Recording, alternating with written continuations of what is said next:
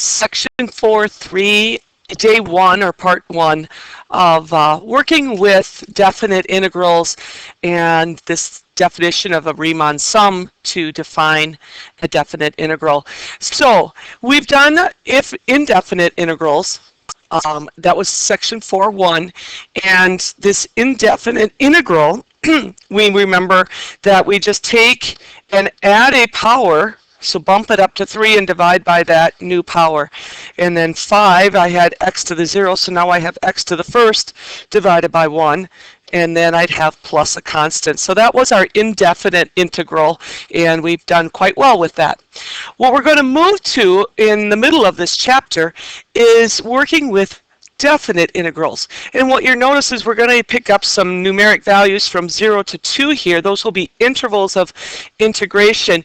And we've been working with those as we did trapezoidal method and left, right, mid, rectangular approximation methods.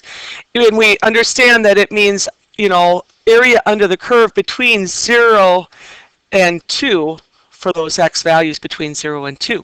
So what do I do with this integral? We know how to integrate it, but now how are we going to calculate that? That's coming our way.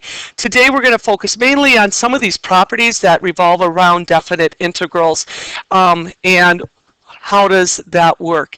So Theorem 4.5, the definite integral, is defined as an area of a region. So f is a continuous and non-negative on the closed interval from a to b. Then the area of the region bounded by the graph of f, the function, the x-axis, so our lower axis, f, the function, and then the vertical lines, x equals a, x equals b.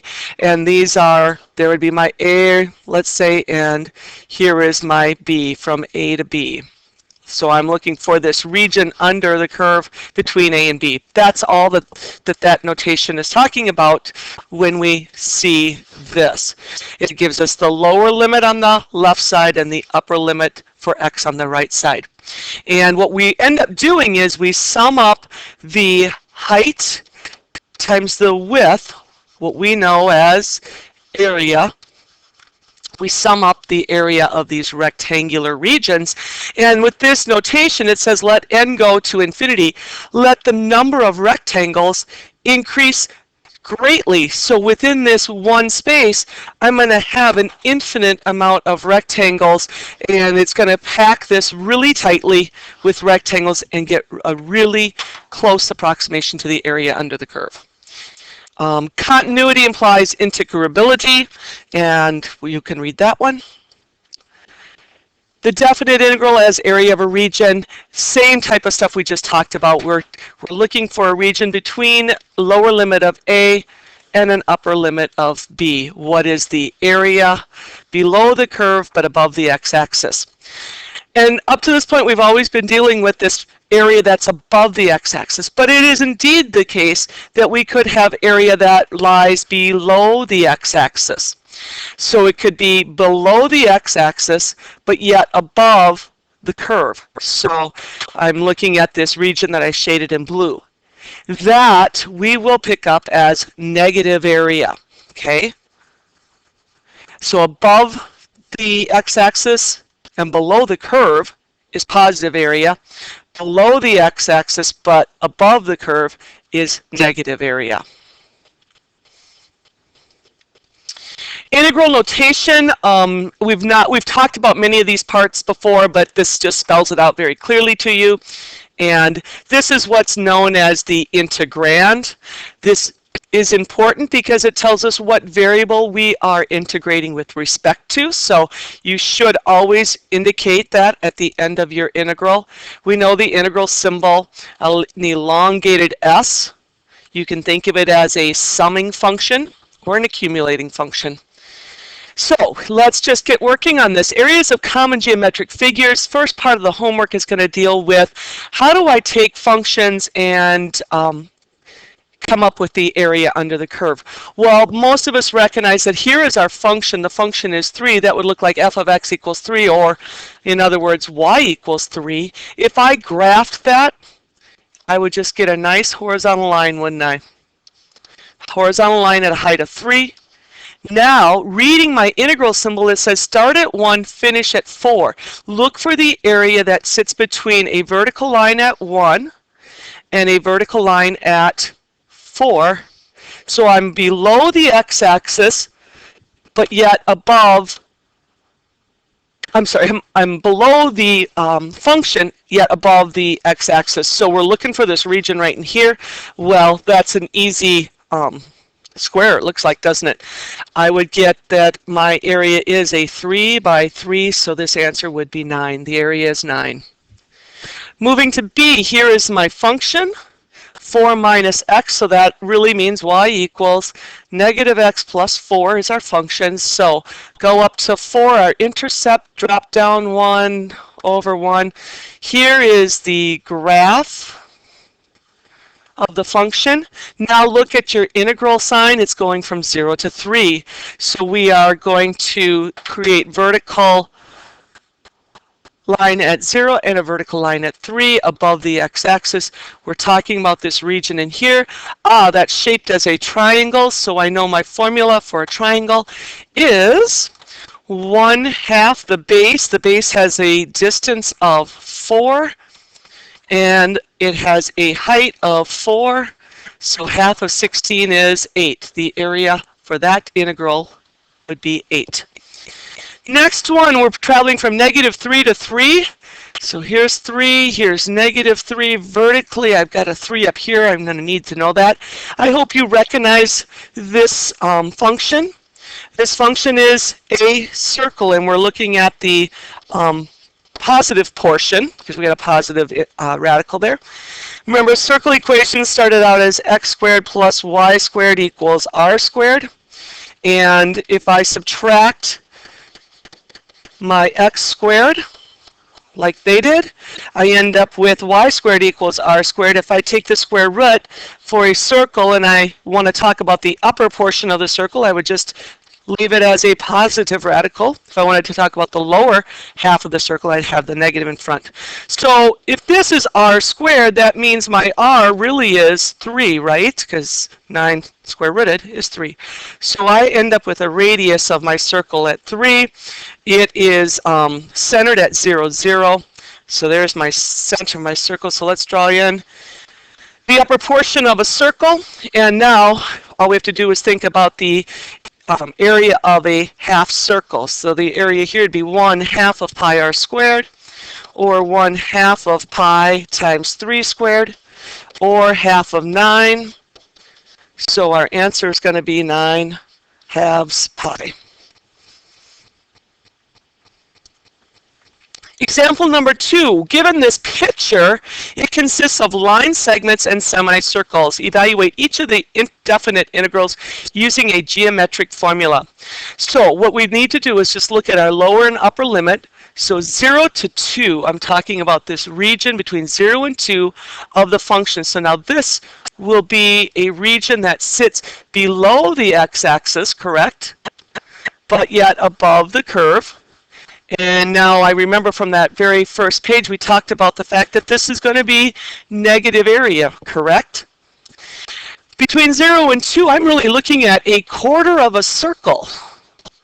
A quarter of a circle with radius equal to 2. So my area formula is going to be 1/4 pi r squared 2 squared. So 4 times a fourth gives me pi.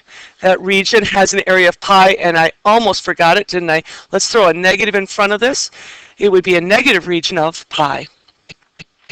From 2 to 6. Okay, from 2 to 6, I'm looking at this triangular region, and that you should be able to calculate quite easily. So we're looking at the area of a triangle. It's above the x-axis, so it's positive, and it'll be 1/2. The distance of the base, well, this would be 6 minus 2. This has a length of 4 and a height 0, 2.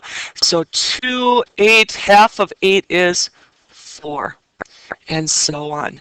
I'm going to just have you pause, and I would like you to go through and do the next few And then I'm going to come back and do number 6 with you, or letter G, I guess. Okay, I'm back with you. I filled in C, D, and E, so hopefully you got those answers. I paused on F because once I hit it, I realized you don't probably quite understand what to do with this. It says, let's go from 0, so 0 back to -4. Well, one of the rules with integrals is that the least value must be on the bottom. So that means I really need to flip my integral around and bring the -4 as my lower limit and place 0 as my upper limit. When I do that, the properties of integrals, which we're going through on the next page, says that I just take the opposite then of this integral. So I can switch, if these are not in lower to upper sum, I switch it around, making it occur that way, but then add a negative. So what I'm going to end up with is the negative of the area calculated between -4 to 0. So this will turn out to be a positive region, and I would end up with negative of -1 minus pi, and that would equal then, of course, +1 plus pi as my final answer. And remember, we were going from -4, so I had a region of 1/2 of 2 times 1, the area of that triangle. And then I have this quarter circle, which we've seen to be pi. So it turns out to be positive region because we're going to take the opposite of that negative region.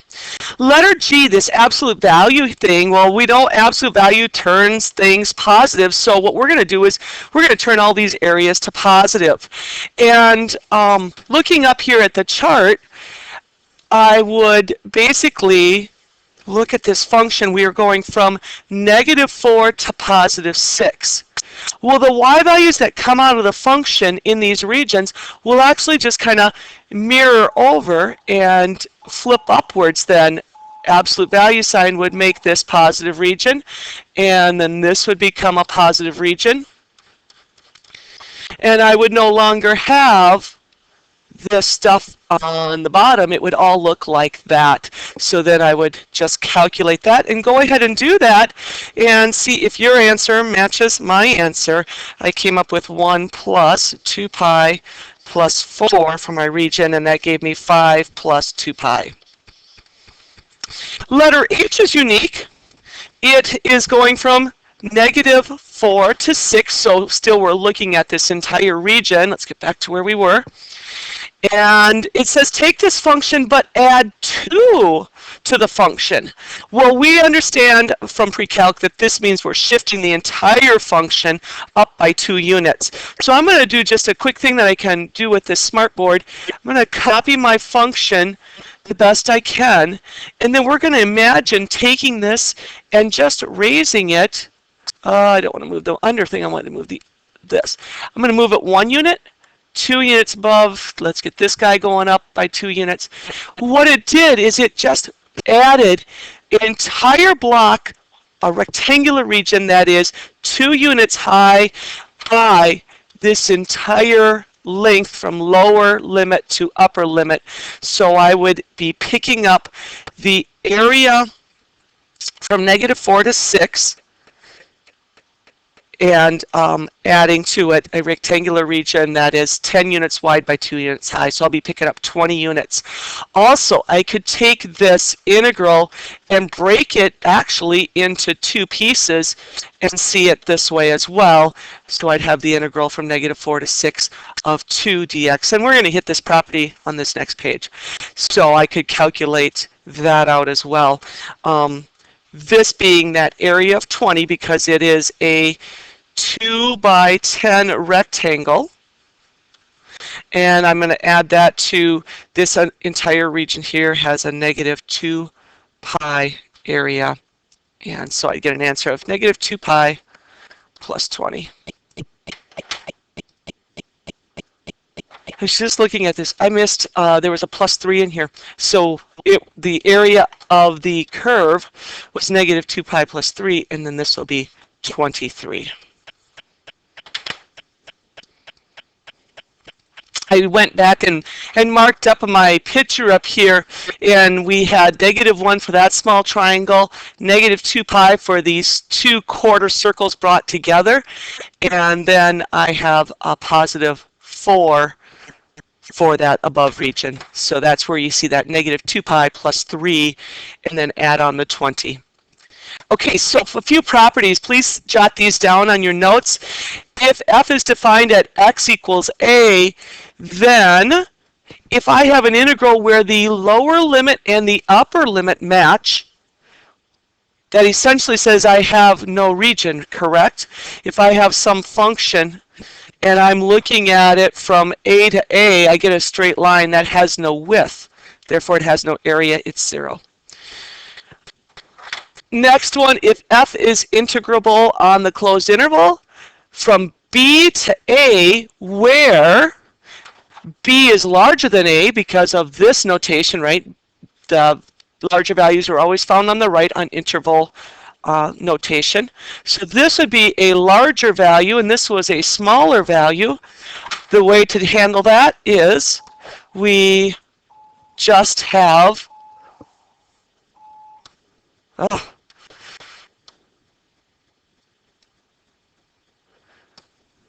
we just flip it around. We get negative a to b. And I just add this negative sign out front, and I get these lower limits and upper limits in the correct spot.